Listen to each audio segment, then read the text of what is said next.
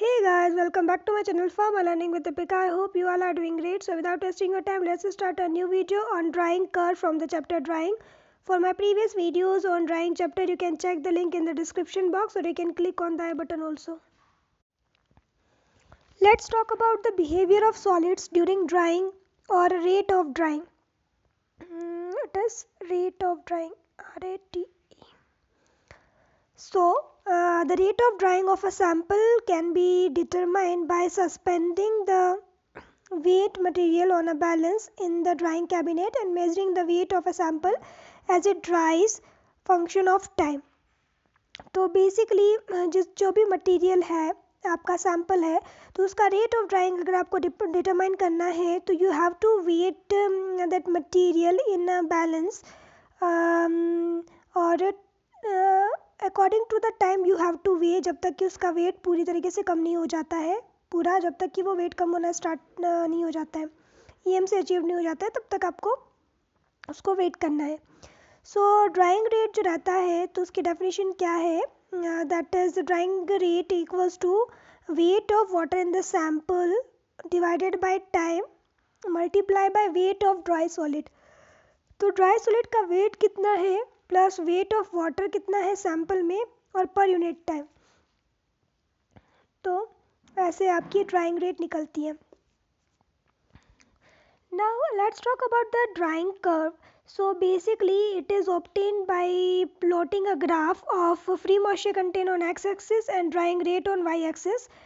So कितना free moisture content है उसको x-axis पे और आपका y-axis पे you have to plot the drying rate.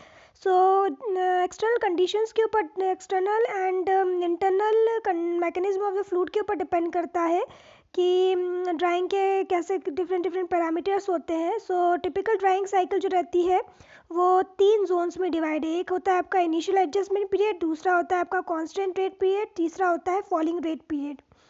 तो 3 ये पीरियड्स होते हैं, initial adjustment period, constant rate period and falling rate period. तो जो आपका फर्स्ट होता है initial adjustment period as you can see in the diagram here it is the initial adjustment period from A to B. तो during this period जो solid रहता है वो क्या करता है हीट और टेम्परेचर को एब्जॉर्व करता है जैसे जैसे आप इंक्रीज़ करते जाते हो टेम्परेचर को.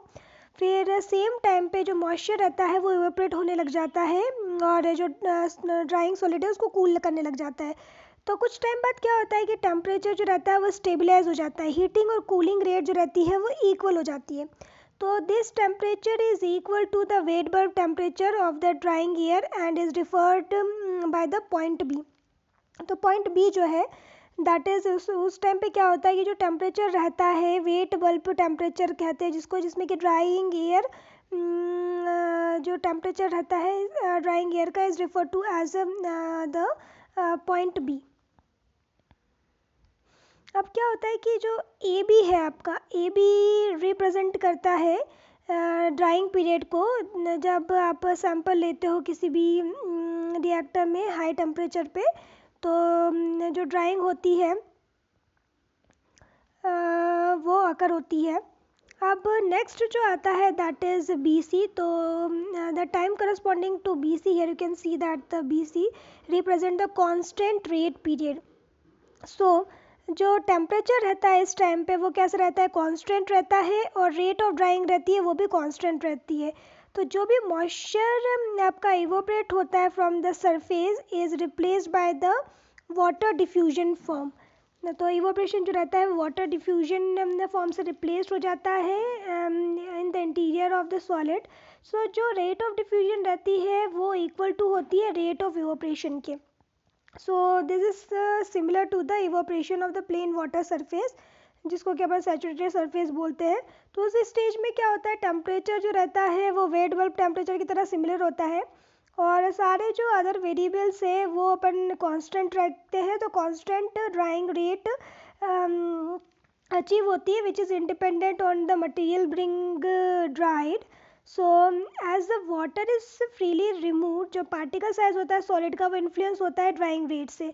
तो मॉइस्चर कंटेंट जो रहता है एट द एंड में you can see that it is constant. तो पॉइंट सी को अपन क्या बोलते हैं, क्रिटिकल मॉइस्चर कंटेंट बोलते हैं, that is called as the CMC।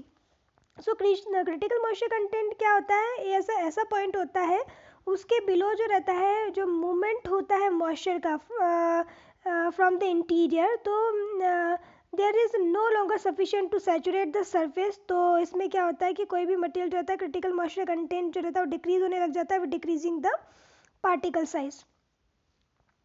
अब थर्ड जो पॉइंट है that is from C to D, तो ये आपका होता है फर्स्ट फॉलिंग रेट पीरियड, जिसको बोलते हैं अनसैचुरेटेड सरफेस ड्राइंग। तो इस ड्यूरिंग दिस पीरियड जो सरफेस रहता है वाटर का वो जो एक तरीके से अगर जो कंटिन्यूसली इवोपरेशन हो रहा था वो क्या होता है, वो डिक्रीज़ हो जाता है।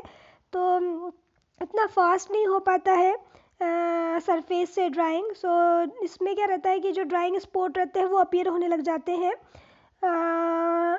और जो फर्स्ट फॉलिंग रेट पीरियड रहता है उसमें टेम्परेचर जो होता है सॉलिड सरफेस का is about the belt bulb temperature.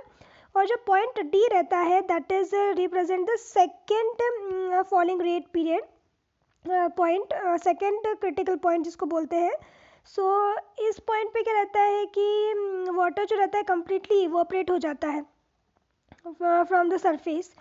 और फोर्थ जो है that is the time correspond to DE। तो DE जो रहता है वो रिप्रेजेंट करता है आपका सेकेंड फॉलिंग रेट पीरियड। सो इस पीरियड में क्या होता है, जो रेट ऑफ ड्राइंग रहती है बहुत ही ज़्यादा कम हो जाती है then that of the first falling rate.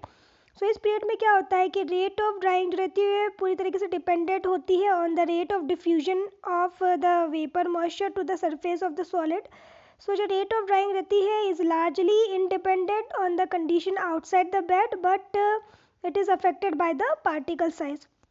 So इस पीरियड में क्या होता है कि जो सरफेस टेम्परेचर रहता है वो ड्राई एयर तक पहुंच जाता है। और पॉइंट E जो रहता है वो रिफर करता है equilibrium moisture content, that is EMC। तो EMC क्या होता है, जब आपका एटमॉस्फेरिक जो वेपर प्रेशर रहता है और इसका जो वेपर प्रेशर है वो इक्वल्स टू में आ जाता है, तो that is called as the equilibrium moisture content. अब जो बियॉन्ड E आता है, बियॉन्ड E इज़ द, वहाँ पर जो ड्राइंग रेट रहती है वो बिल्कुल कैसे हो जाती है, ज़ीरो हो जाती है। आप कितना भी टेम्परेचर अप्लाई कर लो तो मॉइस्चर कंटेंट जो रहेगा वो भी कांस्टेंट रहेगा, और टेम्परेचर कितना भी बढ़ा लो कोई भी ऑपरेशन टेक प्लेस नहीं करेगा। सो beyond E, continued drying is waste of time and energy, you can say that. So this is the drying curve.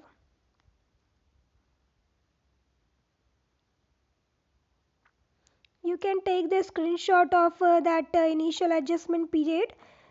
So initial adjustment period में क्या होता है आपका कि सिंपली जब आप टेम्परेचर को अप्लाई करते हो तो आपका जैसे जैसे आप टेम्परेचर बढ़ाते जाते हो वैसे वैसे रेट ऑफ इवोपरेशन बढ़ता जाता है। फिर एक टाइम ऐसा आता है जब रेट ऑफ इवोपरेशन और टेम्परेचर जो रहता है आपका कांस्टेंट प्रोवाइड करते हो तो कॉन्स्टेंटली वो इवोपरेट होता है। फिर फर्स्ट फॉलिंग रेट पीरियड आता है जिसमें कि जो इवोपरेशन रहता है वो कम हो जाता है। फिर सेकेंड फॉलिंग रेट आता है जिसमें कि आपका जो इवोपरेशन रहता है वो कैसा रहता है, बिल्कुल एकदम बहुत ही कम हो जाता है। और फिर E पॉइंट आता है जहाँ पर कि आपका EMC अचीव्ड हो जाता है, वहाँ पर कोई भी इवोपरेशन टेक प्लेस नहीं करता है। तो एक तरीके से देखा जाए तो वेस्ट ऑफ टाइम और एनर्जी होता है अगर आप और भी टेम्परेचर प्रोवाइड करके उसको ड्राई करवाने की कोशिश करते हो तो।